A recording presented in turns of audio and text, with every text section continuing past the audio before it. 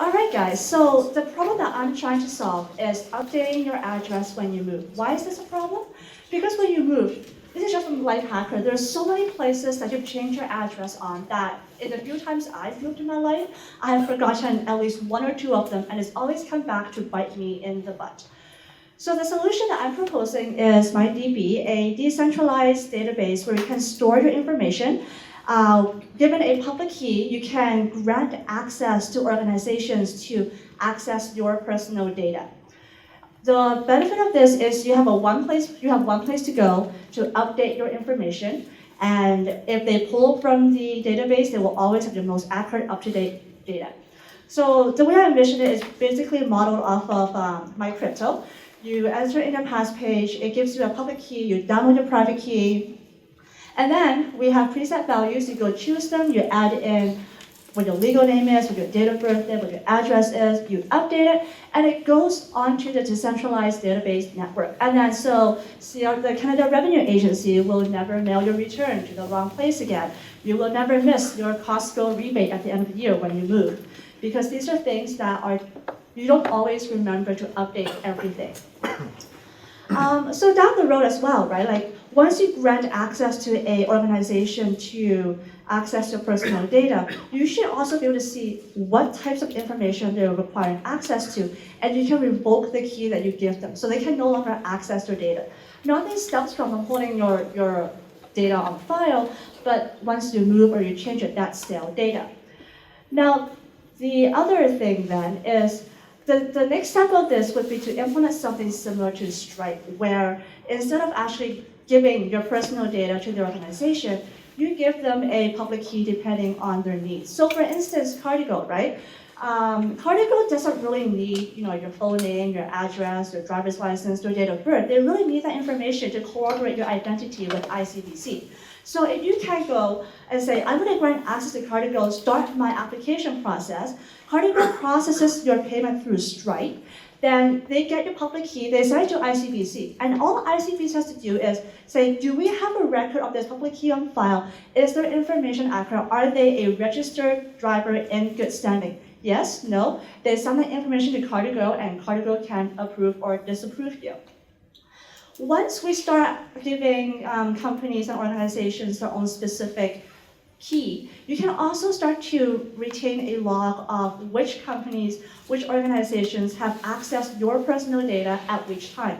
And this gives power back to the user in terms of knowing, well, flagging suspicious activity, right? If someone is accessing your information at 3 in the morning, as well as why is this organization that I signed up for 5 years ago all of a sudden accessing my address? So why would we follow Stripe's tokenization system for personal data authentication? Well, EU GDPR, Canadian PayPal, e-commerce companies currently use PayPal and Stripe to be PCI compliant. We're very used to just giving out our personal data to companies to sign up for reward points, to sign up for credit cards. And they're not always careful with that data. They can get hacked. They're not that secure. And this kind of implementation could bring us closer to a similar standard for personal data that we have for credit card information. So used properly, right, this could decrease rates of ID theft, because then a company will no longer really have a necessary need to store your date of birth, your SIM card number on file. If they can verify your information with that public key that you gave them. It can also potentially resolve issues of name and identity collisions when people have the same name, born the same year, coincidental, but it does happen. So in terms of a demo, this is what it would look like. You go and like MyCrypto, you answer a passphrase. You can download your private key. You can continue. Come in here and say, okay, so my legal name is JT, and my current address is 555 West Hastings. You update your personal data, and you can always see what it is as well before you decide to change it. So that is the demo right now, and before you ask, there is Luzelle code in this. I'm not very good with promises. There is a whole bunch of promise rejection errors, but otherwise the attempt was made. Thank you.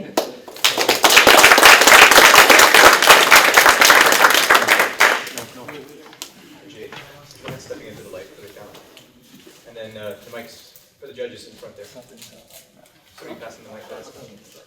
I think it's still muted right now. Hello? You're on. Can you, once you've granted access to an organization to access parts of your data, can you revoke it later without affecting other people who have already? Yes. Yeah, how does that work? So the idea behind it is when you grant a company specific access, you get their specific, you either give them a specific unique public key that you can then revoke. Additionally, it will be like the company will also have their public key that they give to you that you basically then authenticate on your account. So when they say, oh, I want to access this information, you go, okay, is he on my list of approved users? If I revoked it, then they're no longer on the list, and that information should not cross hands. Okay, but how does the Blue Zealand handle that? Presumably it's encrypted in there somewhere and they have a key to decrypt it. Do you delete that? Is there a separate entry for each person to access, or? Yes. Because if you deleted one, then everybody would lose that if it wasn't That separate. key, yes. Okay. How do you prevent a company caching the data? So like, I like the idea of revoking the stuff, but if the company just caches the data and doesn't query the service. So that's a current problem right now as well, right? Like there's nothing to stop a company from taking your data, doing what they want with their whole, like putting it in plain sight. So there's no guarantee that they can't cache your data until we get them to accept the public key token as authentication. But if you change your data, they can't get your current up-to-date data. Yeah, I don't think there'd be any way to stop that. Yeah. So just kind of expand on the question Ryan asked about revoking access, because that's pretty important.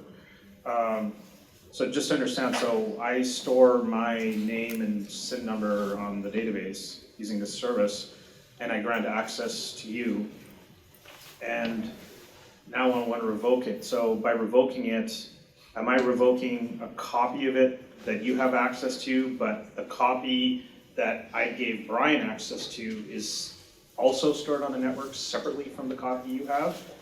So the sort of way I envision it working is you have one copy, well, you distribute it, so you have multiple copies, but you have the copy that you edit, right? When you give me a public key, that just gives me access to that copy. When you revoke access, that public key is removed. That public key's access to the data is removed, and that's stored on a different table in the database. Does that sort of? The data that he got to read was a copy of the data, or it's the actual data? So when he reads the data, it's the actual data. Okay. So you're basically using your public key token as a retrieval icon, or retrieval token. Does Blue Zealand support that? So, from what I understand about the technology, you could use it. You might end up spawning a lot of different tables, but I don't see a way of not supporting that. The way I see it might work is you have a different copy for everyone you give permission to, and encrypt it with a different key for each person, and then delete that entire copy, so they would have no access to all the other copies that other people access. So it's their own. If they get the data in a timely fashion. So I'm okay with the post office having my address, and then I change my address, then I have to update every copy every You have month. to update every copy, yeah. But it's infinitely scalable. So. How you got to pay the post office as well? Yeah, it's just the price of doing all those, right? So just to kind of talk a little bit further down about the roadmap of Blue, one of the things we are going to be adding in is support for the ability to share encrypted data and something called proxy re-encryption. So actually, we will have support for the ability to share data using proxies and be able to retract it, where basically there's these proxies that have it's not one server, but it's a series of servers. So you're not trusting one single machine, but it's a series of servers that collectively grant you access, and then I can retract access to that data. It obviously doesn't prevent the ability for you to just go in and copy all that data ahead of time and keep it cached, but I do then have the ability to do what you're saying. Cool. Awesome, thanks.